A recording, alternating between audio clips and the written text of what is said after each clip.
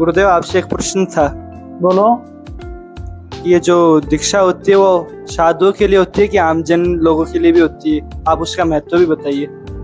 देखो, दीक्षा का मतलब ये है, हम जैसे हम व्याकरण में हम पढ़ाते हैं बच्चों को, हम यहाँ उसमें दीक्ष धातु है, दीक्ष धातु से है प्रत्यय करके स्त्रीलिंग में टाप होकर के दीक्षा शब्द बनता है। और दीक्षा का वैसे आप साधारण भाषा में आप समझोगे तो ये समझ लीजिए, दीक्षा का सीधा सीधा अर्थ होता है समर्पण, समर्पित कर देना। जैसे मान लो शिष्य होता है, वो गुरु के पास जाकर के दीक्षा लेता है, गुरु जी उसे मंत्र देते हैं, मंत्र दीक्षा, और गुरु को अपने आप को वो समर्पित कर देता है। और उसका समर्पित कर देने का भाव ये होता है कि हम इनको समर्पित कर दें और इनके माध्यम से हम भगवान को समर्पित हो जाएं, अर्थात हमारा मोक्ष हो जाए। तो व्यक्ति को चाहिए कि दीक्षा लेनी चाहिए, और वो भी अपने आत्म शुद्धि करके, अंतर मन में भाव आए कि अब हम मंत्र दीक्षा लेंगे और गुरु का वर्ण करेंगे, तो किसी सुयोग्य व्यक्ति के पास में जाए, जिसको मतलब शास्त्रों का अच्छा ज्ञान हो, सरल चित्त सरल स्वभाव का व्यक्ति हो, कोई संत पुरुष हो, ऐसे के पास में जाकर के और मंत्र दीक्षा लेनी चाहिए। और दीक्षा में देखो क्या है, पहले समाज में, गाँव में ब्राह्मण होते थे, तो ब्राह्मण जो है ना, वो उनको एक समाज को अपनी एक विधि बता करके उसके अनुसार अपना कार्य करवाते थे।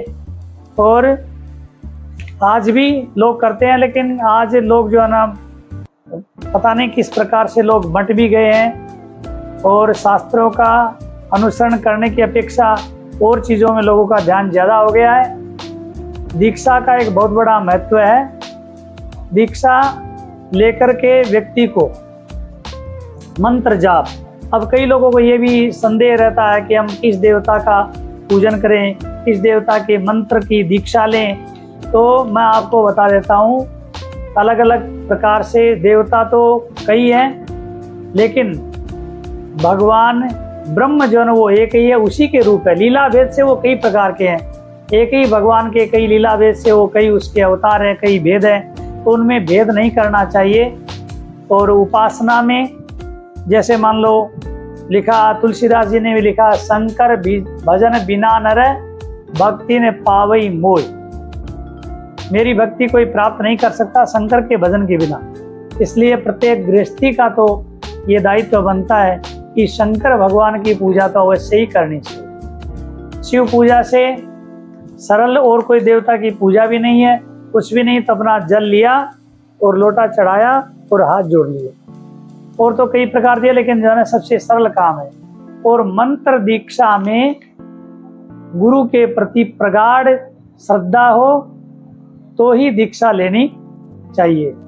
और श्रद्धा होती है तो उस श्रद्धा के माध्यम से उस व्यक्ति के ऊपर भगवान प्रसन्न हो जाते हैं। आपने देखा होगा कि श्रद्धा एक ऐसी चीज होती है। द्रोणाचार्य गुरु थे, एकलव्य ने उनको गुरु मान करके अपनी विद्या का अर्जन किया, तो उन्होंने मन में धारण कर लिया कि ये हमारे गुरुजी हैं और मैं इनको ही अपना गुरु मानता हूँ।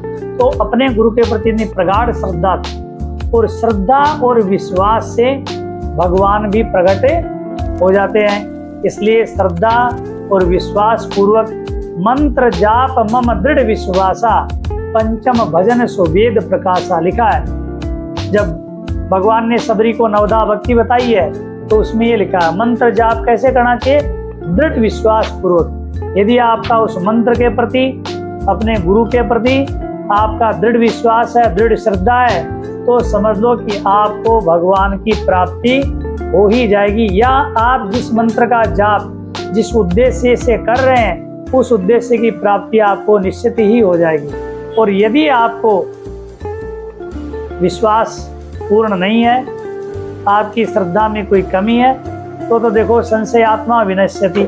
संशय जिसको होता है न तो इधर का रहता है न उधर का रहता है। इसलिए बिना किसी प्रकार के संशय के दृढ़ विश्वास और श्रद्धा के साथ में दीक्षा लेनी चाहिए और गुरु का वर्ण करना चाहिए। इसका भी मुहूर्त होता है बढ़िया समय में लेनी चाहिए। अब आपको समय तो मैं किसी दिन, ये बड़ा विस्तार हो जाएगा। समय में भी लिखा है कि श्रावण का मास बड़ा शुभ माना है, भाद्रपद में अच्छी नहीं मानी है, आश्विन के महीने में जो पितृपक्ष को छोड़ करके जो दूसरा पक्ष है नवरात्रा जिसमें पढ़ते हैं, बहुत शुभ माना है।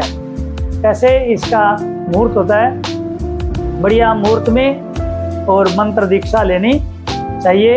जय श्री राम, जय श्री राम।